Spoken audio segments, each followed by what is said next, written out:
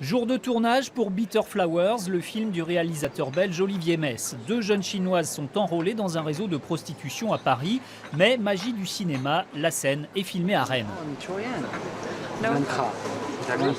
13 techniciens bretons travaillent sur le plateau. C'est une réalité depuis quelques années, de l'écriture à la post-production en passant par le tournage.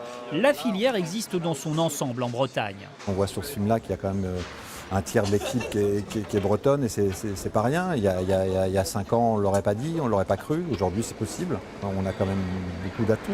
La région partage ce constat, d'où son fonds de soutien artistique, un peu plus de 3 millions d'euros. C'est le 3e budget régional hors Île-de-France.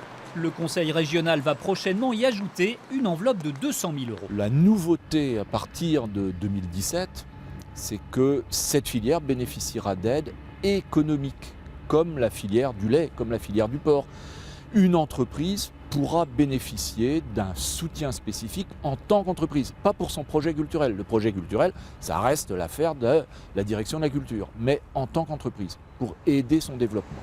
Le secteur emploie environ 2400 personnes en Bretagne. Pour augmenter ce chiffre, il faut attirer plus de prestataires techniques, ce qui achèverait aussi de rassurer réalisateurs et producteurs sur la possibilité de mener à bien leurs projets chez nous. Action. Paris, c'est un enfer pour tourner à Paris. C'est une grande ville, tout est difficile, mais beaucoup de temps, il y a du monde, des embouteillages, c'est cher. Alors qu'ici, pour nous, quand on arrivait du tournage parisien, on arrivait à Rennes, c'était un peu le paradis, quoi. L'an passé, la Bretagne a cumulé 170 jours de tournage pour des longs métrages, contre près de 4700 en tout en France.